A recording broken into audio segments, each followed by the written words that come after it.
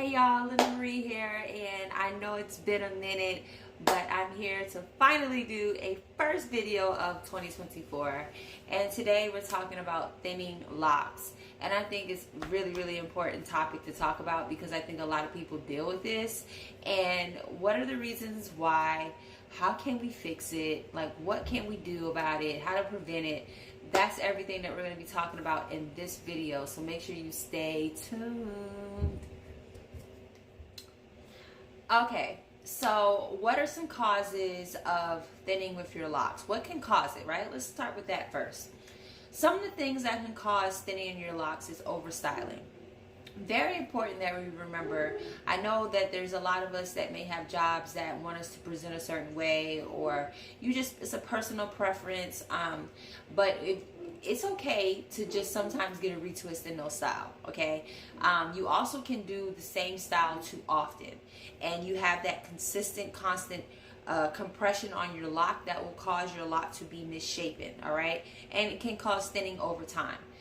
When you're talking about overstyling, it's just important to remember that you don't want to do that too often every time you get a style, or you should try different styles that don't put so much tension on your locks, on the roots as well as the shaft of the lock, okay?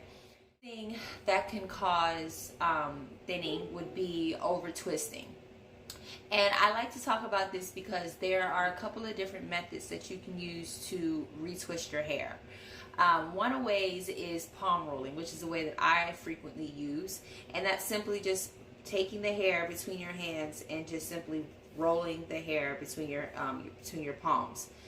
You want to make sure that you're being mindful of not over twisting and that the lock starts twisting around itself in the circle, because then that means you're twisting the hair too tight, okay? Palm rolling is really good to push in those extra loose hairs amongst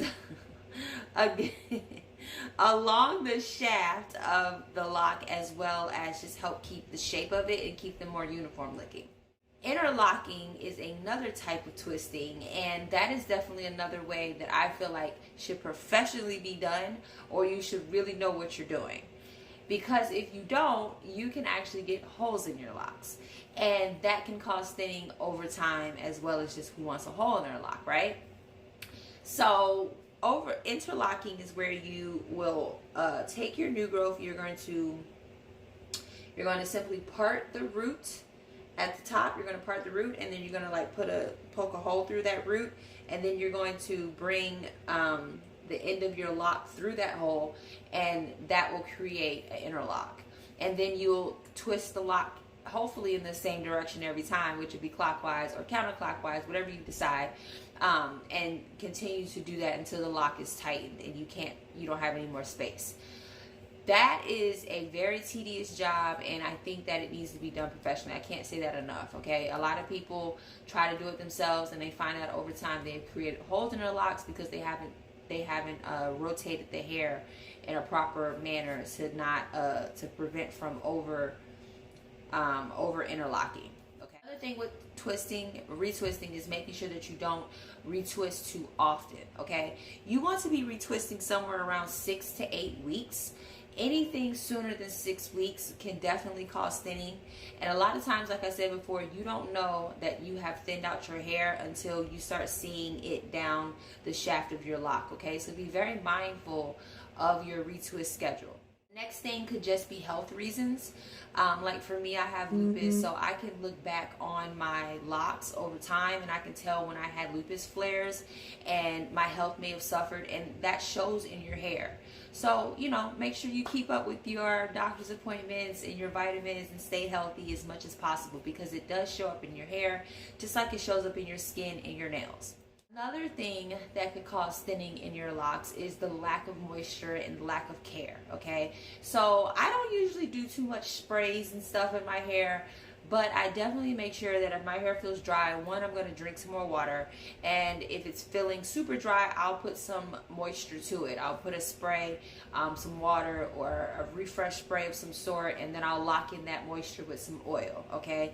And I don't do that too often, but again, that's also a personal preference or how your hair needs it, okay? How often your hair needs it. Those are some of the ways that could cause thinning in your locks. So now, of course, the prevention of that would just be to make sure that you don't overstyle, you don't retwist too much, you don't retwist, too tight, and you make sure that you keep up on your health, your vitamins, as well as drink your water and moisturize as needed. Okay. So how can we repair locks that have thinned? You can do one of two things. Okay. Depending on where the thinning spot is on your lock, you can take some 100% human hair, the kinky hair, and just crochet it in with a crochet needle around that. I'll try to do a video on that one day so that way that you can see exactly how that process works. But you'll just take that crochet needle, wrap that hair around, and just push and pull that hair into the lock, and it'll repair it and it'll thicken it up. You also can just wait for your hair to grow out and then cut it when it gets to a length that you feel comfortable with. Those are really the two only ways, or you could combine locks. That's another thing.